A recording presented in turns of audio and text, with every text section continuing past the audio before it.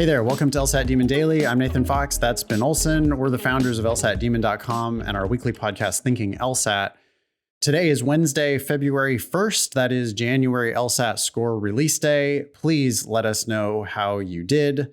These are questions, Ben, that we get all the time that are relevant to score release. What do you answer? Well, why don't you read these questions and then we can talk about them? Sure. My official test score was lower than my recent practice test scores. What did I do wrong? What do I fix for next time? Yeah. If you're looking at a score that you're not happy with, you do need to try to diagnose what you did wrong and what you can fix for next time, especially if your official score was lower. What do you say, Ben, to somebody who's been prepping hard, they're happy with their practice tests, and then their official comes back lower? What's the first thing you might say?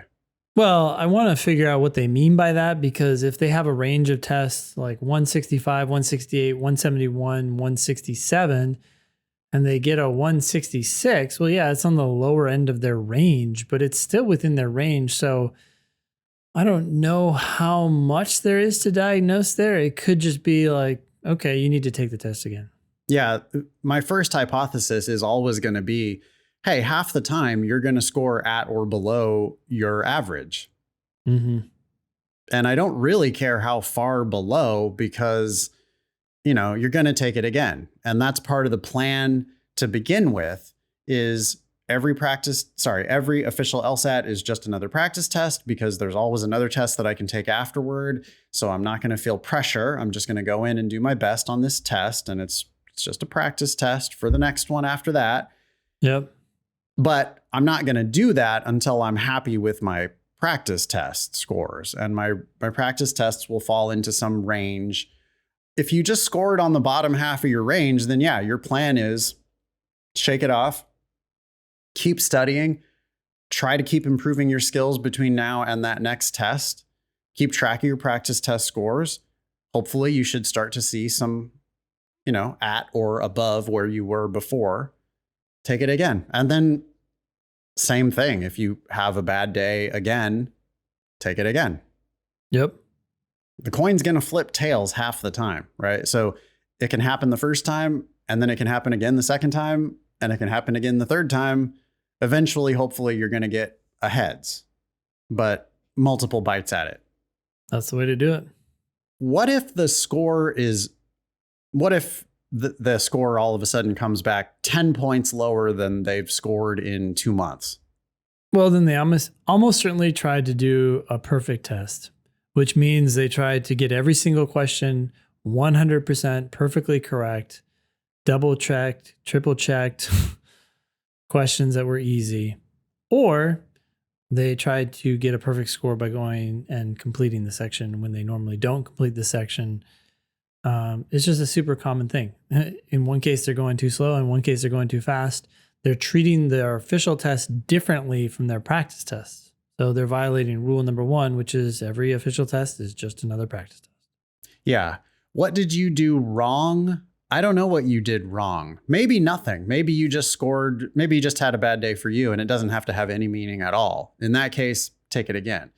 But if you scored way below, then the question isn't what did I do wrong? The question is, what did I do differently?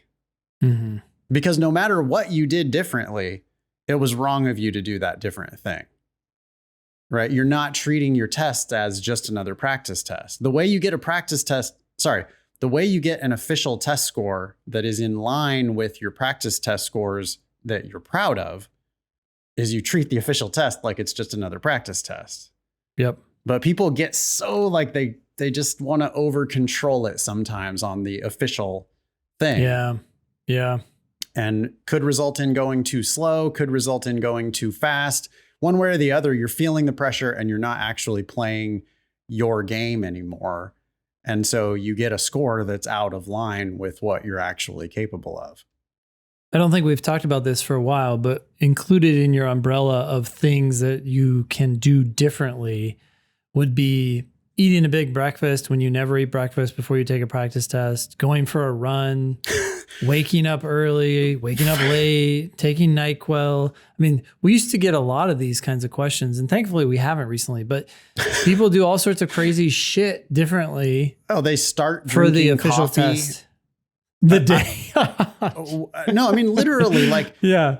I remember some kid who had like wigged out on 5-hour energy drinks. Yeah. They go to the store and they buy those things, right? And now they're like, okay, I'm going to use this tomorrow for my official test. Why? Why are you doing that now? Like, stop. There's more of that shit in stores now than not, by the way. Like, Yeah, you're at the it's a checkout 7-Eleven item. and it's just straight up drugs. Yeah. But Yeah. they're all candy colored in the cooler with the multicolored, like different brain chemistry that you're going to, Yeah. what? Yeah. Be careful on the hyper caffeine. Be careful on the, just anything different. Don't go to bed at 6 p.m. the night before if you're not used to going to bed at 6 p.m. Yep. You know, like, stay comfortable, stay human, treat it as if it's just another practice test. Like, if you would go out the night before a practice test with your friends and have 2 beers, I think that's probably fine to do the day before the official test. If that's what you were doing. If that's what you're normally doing, if you're the type of person who can go have 2 beers and then be refreshed the next day, then go have 2 beers and be refreshed the next day. The second you start over controlling it, then you're giving the test way too much power. And I hope that that's one of the things that we emphasize in all of our classes at LSAT Demon, that we believe that this test is just, it's easy, it's solvable.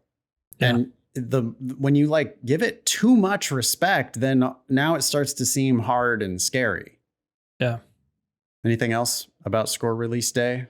No, let us know what you did and how you did. And yeah, that's it. All you got to do is just email daily@lsatdemon.com. You can also always just ask us questions or share LSAT or law school admissions news. Thanks for listening.